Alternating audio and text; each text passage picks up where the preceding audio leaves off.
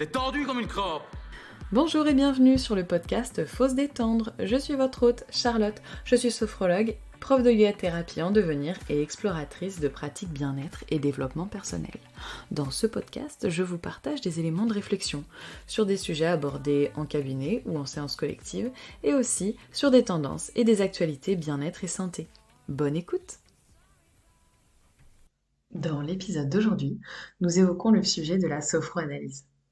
Lorsque vous vous trouvez sur mon site internet et sur mes différents supports de communication, vous pouvez lire relaxation, sophrologie et sophroanalyse. Si la relaxation et la sophrologie vous sont maintenant plus familières grâce à l'écoute de mes podcasts, la sophroanalyse peut demeurer à ce jour un peu mystérieuse.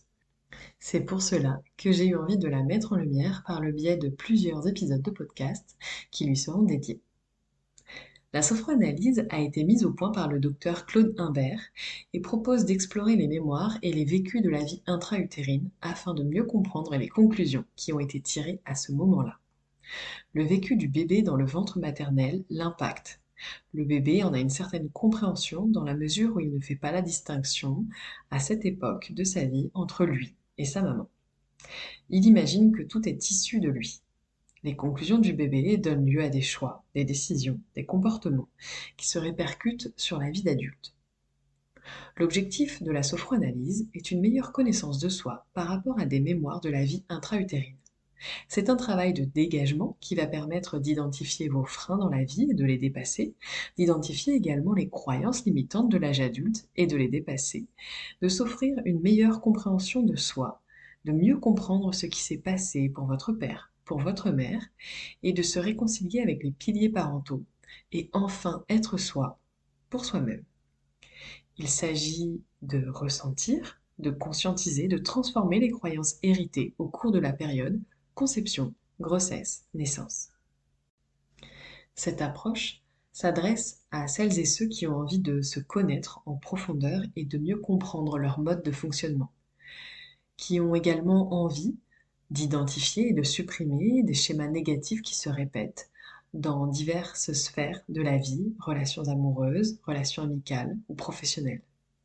C'est une démarche de connaissance de soi et de développement personnel qui permet de libérer l'individu de son passé et de l'ouvrir à un nouveau mode de fonctionnement en changeant son regard sur soi et sa façon de voir les choses. Comme son nom l'indique, la sophroanalyse fait appel à la sophrologie pour rentrer plus aisément en contact avec du matériel mémoriel dans l'inconscient.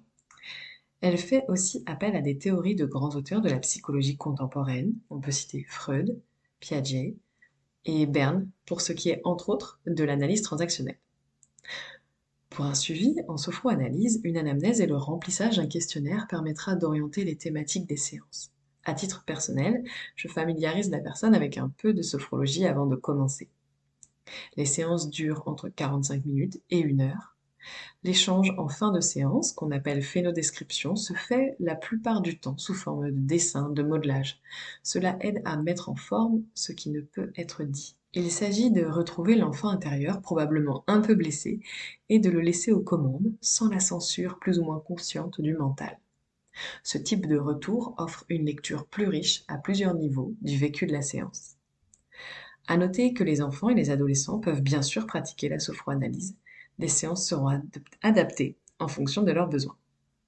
La sophroanalyse utilise la sophrologie en tant qu'outil et l'objectif d'un tel accompagnement diffère de l'accompagnement sophrologie seul, dans la mesure où, avec la sophrologie, on cherche à dépasser un ou des tracas du quotidien avec des outils que je qualifierais de pratico-pratiques, tandis qu'avec la sophroanalyse, on s'offre un éclairage sur ses propres croyances et on vient les réinformer avec notre compréhension d'adulte pour s'autoriser à vivre des scénarios différents et se donner enfin des permissions pour être soi, pour soi. Merci d'avoir écouté cet épisode jusqu'ici. Vous pouvez commenter, liker, partager.